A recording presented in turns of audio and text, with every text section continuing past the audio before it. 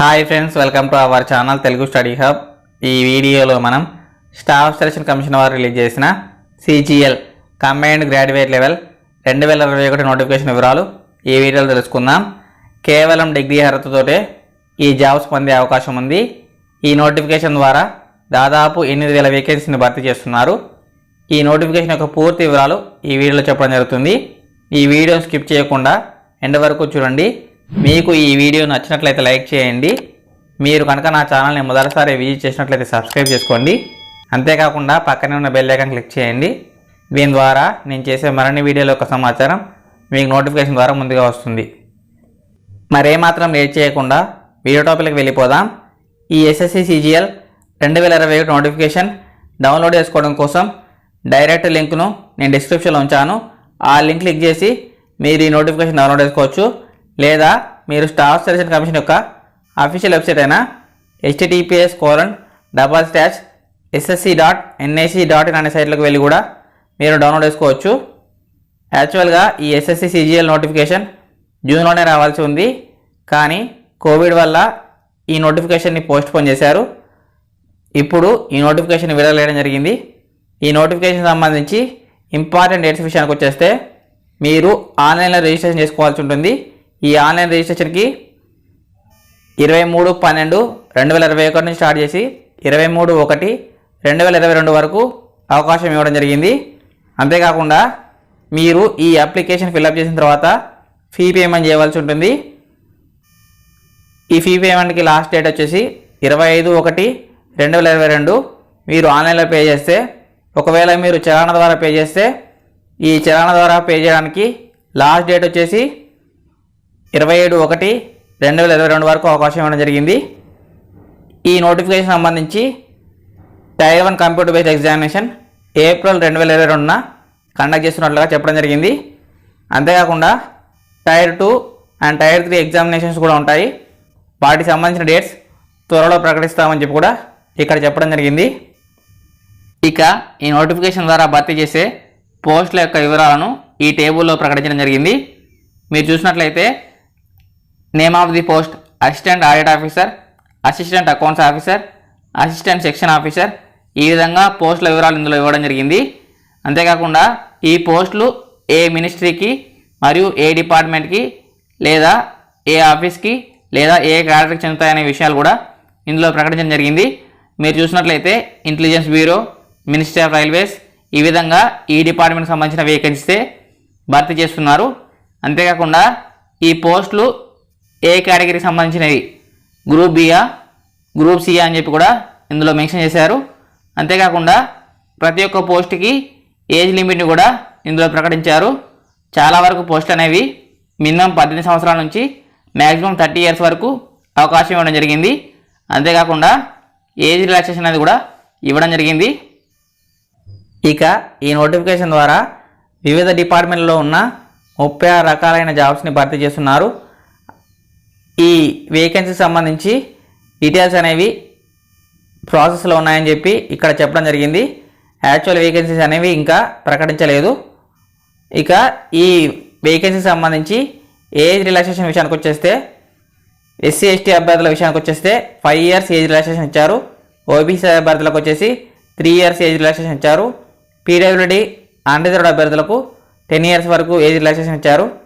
PWD OBC అభ్యర్థులకు 13 years వరకు age relaxation ఇచ్చారు. PWD SC ఆర్ ST అభ్యర్థులకు 15 ఇయర్స్ వరకు ఏజ్ రిలాక్సేషన్ ఇచ్చారు.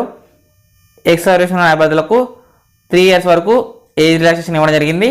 ఈ విధంగా ఏజ్ లిమిట్లో రిలాక్సేషన్స్ ఇవ్వడం జరిగింది. ఈ నోటిఫికేషన్ ద్వారా భర్తీ చేసే 36 రకాల జాబ్లకు సంబంధించి minimum essential education qualification details ఇక్కడ ఇవ్వడం జరిగింది.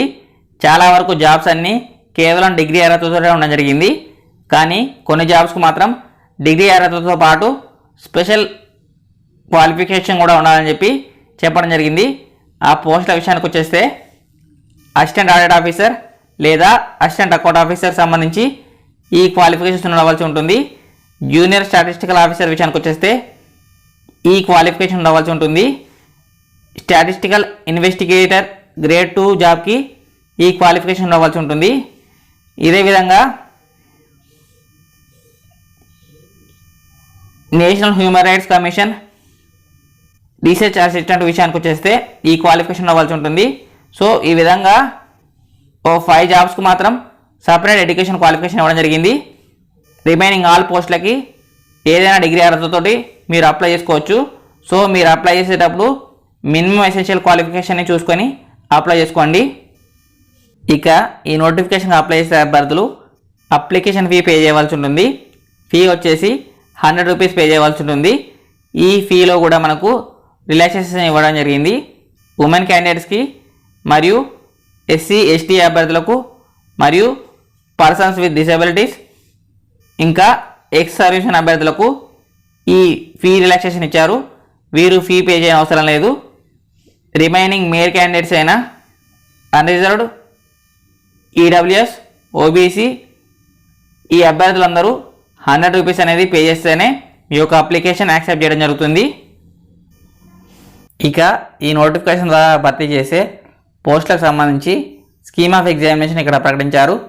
ఓవరాల్గా 4 టైర్ ఎగ్జామినేషన్ ఉంటుంది. Tier 1 computer based examination, tier 2 computer based examination, tier 3 descriptive examination, tier 4 computer proficiency test లేదా డేటా ఎంట్రీ స్కిల్ టెస్ట్ ఉంటుంది. ఈ కంప్యూటర్ బేస్డ్ ఎగ్జామినేషన్ సంబంధించి ఎగ్జామినేషన్ ప్యాటర్న్ ఇక్కడ ఇవ్వడం జరిగింది. దాని గురించి తెలుసుకుందాం.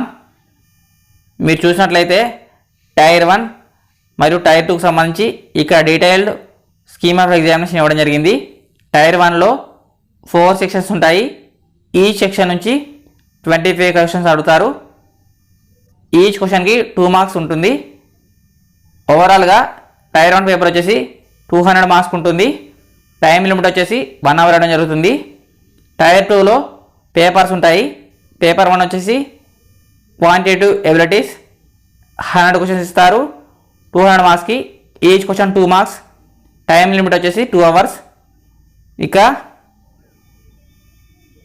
పేపర్ 2 వచ్చేసి English language and comprehension 200 questions ఇస్తారు 200 మార్క్స్కి.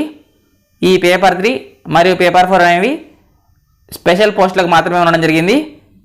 డిగ్రీ అర్హతతో ఉన్న వాటికి మాత్రం పేపర్ 1 మరియు పేపర్ 2 ఉంటాయి. వీటికి సంబంధించి టైం వచ్చేసి 2 అవర్స్ 40 మినిట్స్ టైం ఇవ్వడం జరుగుతుంది. ఈ పేపర్ 2కి లేదా పేపర్ 3కి లేదా పేపర్ 4కి 2 అవర్స్ 40 మినిట్స్ ఇవ్వడం జరుగుతుంది.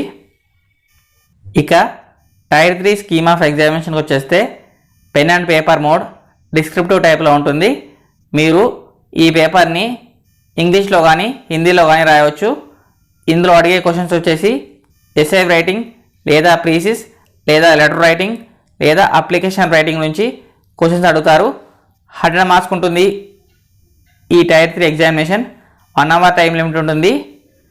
నెక్స్ట్ వచ్చేసి టైర్ 4. టైర్ 4లో మనకు స్కిల్ టెస్ట్ ఉంటుంది. ఈ స్కిల్ టెస్ట్ అనేది కొన్ని పోస్టులకు మాత్రమే కండక్ట్ చేస్తారు. ఇందులో కంప్యూటర్ ప్రొఫిషియన్సీ టెస్ట్ మరియు డేటా ఎంట్రీ స్పీడ్ టెస్ట్ అనేది కండక్ట్ చేయడం జరుగుతుంది.